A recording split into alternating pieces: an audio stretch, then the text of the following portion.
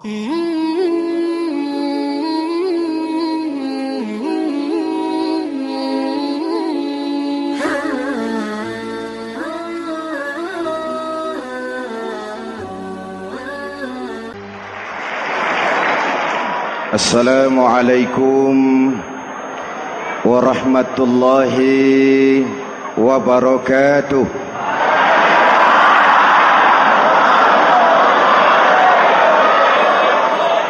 Alhamdulillahi rabbil alamin, wassalatu wassalamu ala ashrafil mursalin, sayyidina wa maulana Muhammadin wa ala alihi wa sahbihi ajmain, amma ba'du.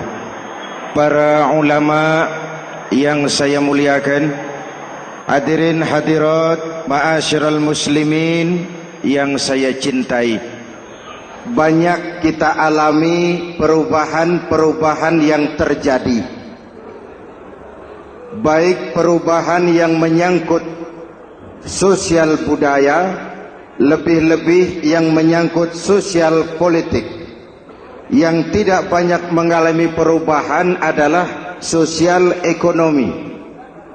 Bahkan angka kemiskinan kita naik menjadi 3/5 dari total penduduk kita hidup di bawah garis kemiskinan, dan 20% diantaranya miskin mutlak. Perubahan-perubahan yang terjadi menyadarkan kita kepada kebenaran Al-Quran ketika Allah menyatakan wa tilkal ayyamu nudawiluha bainan nas. Hari itu kami putar di antara manusia.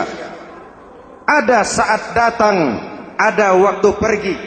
Ada hari lahir, ada saat kembali, ada waktu dilantik, ada saat menyerahkan jabatan. Hari kami putar di antara manusia dan hidup cuma sekadar menunggu giliran. Soalnya kemudian di tengah perubahan-perubahan yang terjadi begitu cepat, what must we do now?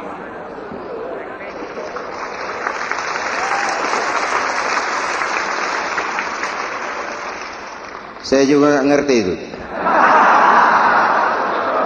Yang penting kan penampilan. Saudara-saudara kaum muslimin di seluruh tanah air, jadi pemimpin adalah pelayan bagi orang yang dipimpinnya. Okelah, perbaikan ekonomi, pembukaan lapangan kerja baru kita serahkan kepada pemerintah, karena kita percaya mereka orang-orang terpilih belaka yang dipilih dengan kepercayaan akan mampu membawa rakyat keluar dari kesulitan. Amin. Tugas kita sekarang di zaman susah meluruskan akidah. Jangan sampai mbah dukun yang naik ke permukaan. Betul?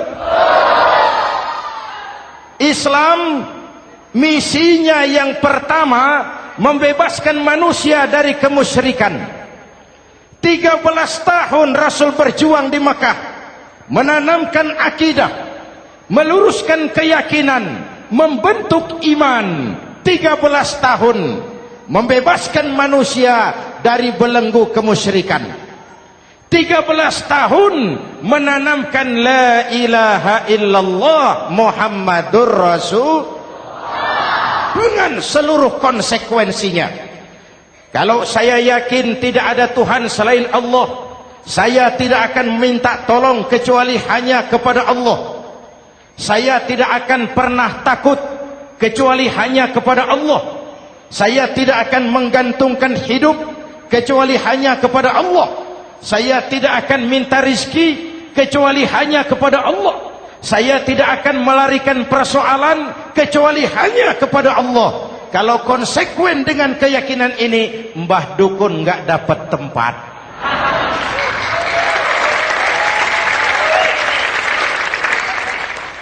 Akur? Ayo lihat secara sederhana.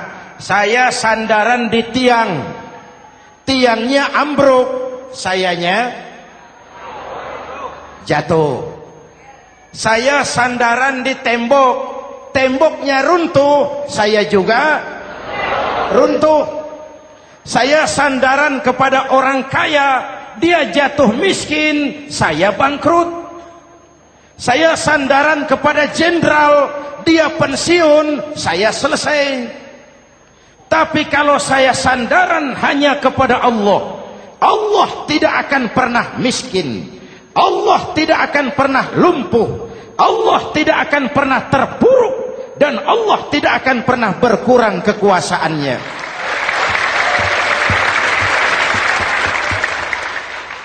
Maka umat Islam, sesulit apapun zaman yang kita hadapi, Allah juga tempat kita bersandar. Jelas?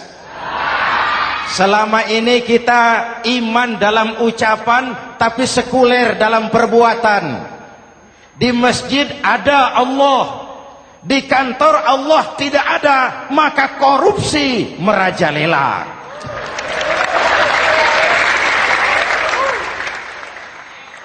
Di masjid ada Allah, di pasar Allah tidak ada, maka timbangan tetap curang. Kita iman dalam ucapan, tapi sekuler dalam perbuatan.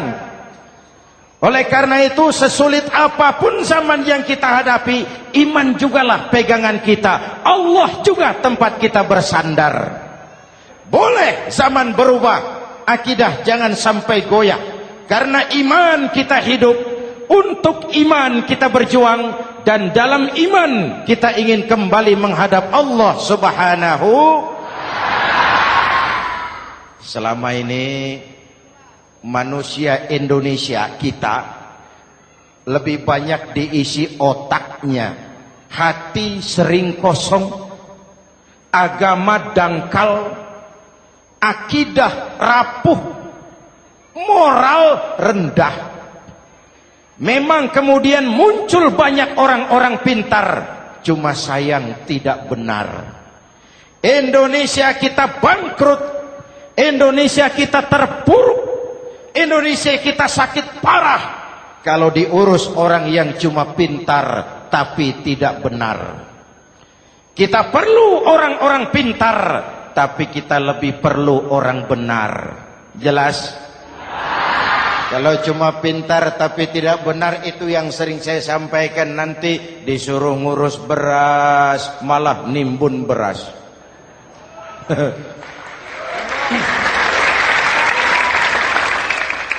Disuruh ngurus laut malah jadi bajak laut. Disuruh ngurus hutan rame-rame jadi orang hutan. Jutaan hektar hutan Indonesia kita ini merupakan kekayaan sumber daya alam kita yang harus digunakan bagi sebesar-besar kemaslahatan rakyat. Yang disuruh ngurus hukum malah bikin hukum seperti